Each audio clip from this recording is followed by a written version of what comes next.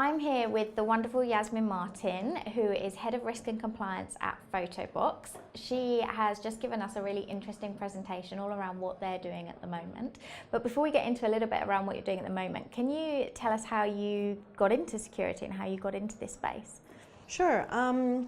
I was a business student when I went to university, and just by chance, while I was on a summer internship at a bank, I met the head of the SOC, and this is about a dozen years ago. So he was one of the first people who said, you know what, you don't have to be a techie to be a really good security person. I like you. I like your approach to things. Come work for me. So I started at the SOC, where I was an analyst, and we were doing all the techie stuff from patching to dealing with PKI and firewalls and being on call with a pager in those days, and it was really fun. And then I decided I wanted to get into the more risk side, because that's what I had studied at school and under business and administration. And I got into GRC and did some maturity assessments, and supplier management then became the new big thing, and then tried a little bit of audit, a little bit of consulting, a couple of different industries. I've worked in banking, media, consulting, oil and gas, and now I'm at Photobox. And how are you enjoying Photobox? Oh, it's been amazing. So it's the first time I'm working for a small company, and people who work for small companies laugh when I say that, because it's about 1,500 to 2,000 people. I was thinking just that. This isn't a small company. Yeah. But remember, where I've come from is hundreds of thousands, 100,000, right? So it's still a very small company compared to where I've come from. Yeah. So you can actually affect change, and that's been one of the biggest things. One of the reasons I left big companies, because I was just tired of being one of tens of thousands of people who was trying to do something and was just really slowed down by process. That's what it was. And also the team here are just all about openness and innovation, which again is really harder to get in bigger companies. So I'm really enjoying it. Good. Yeah. Well, you shared with us some of the things that you've done, particularly around the reporting and how you talk to the business about risk. So could you tell us a little bit more about that?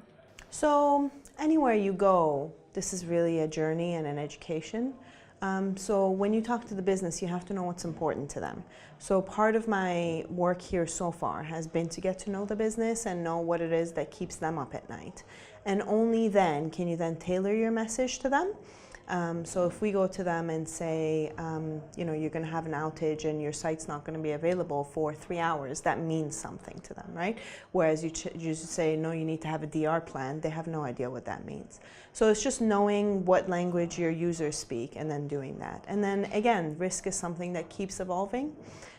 So we're just changing our process and changing our approach as we go in order to make it more and more relevant to Photobox Group.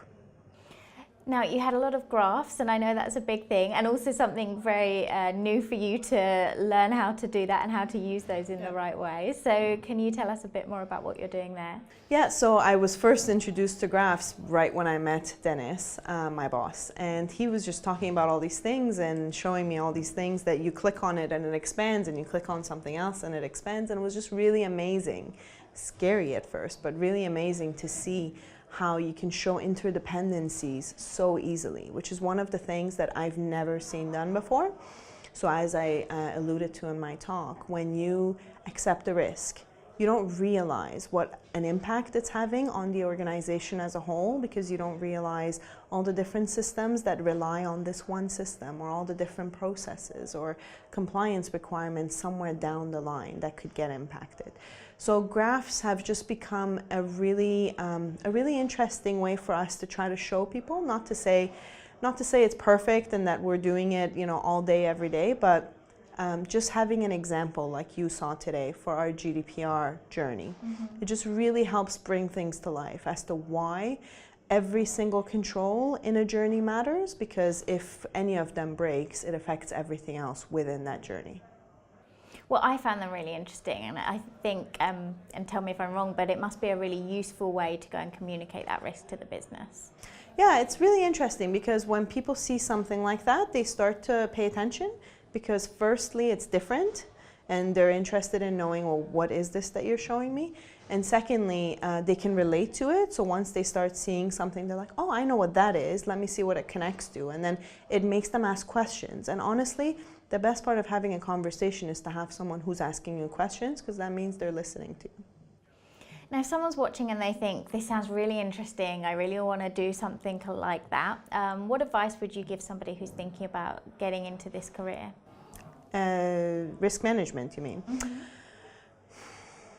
Well, I would say risk management is all about understanding your business.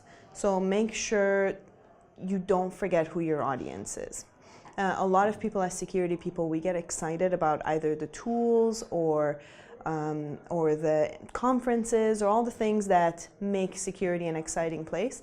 But at the end of the day, we're here for a purpose, and that is to make whatever company we're working for a more secure place to be for our customers, for our employees, and for our supply chain and all of that. So you just have to remember that's why you're here, and that why is really what risk management is about.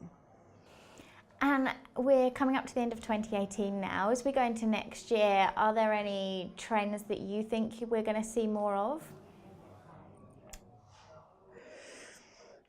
I think 2019 is going to be a lot, and it might be just in my industry, about continuing the compliance journey from the back of GDPR. So GDPR has brought to light the requirements, which are, again, we call them the basics in security, but it's really brought it to light for a lot of smaller companies. And I think they're now realizing the why, again, that this has to happen. So I think it's going to increase people's awareness and hopefully increase the general security posture of a lot more smaller companies who aren't regulated, thanks to GDPR. Sounds like it's going to make your life a little bit easier. Well, it was really fascinating hearing you speak earlier, and thank you very much for being with me this evening. It's been great to meet you. Thank you.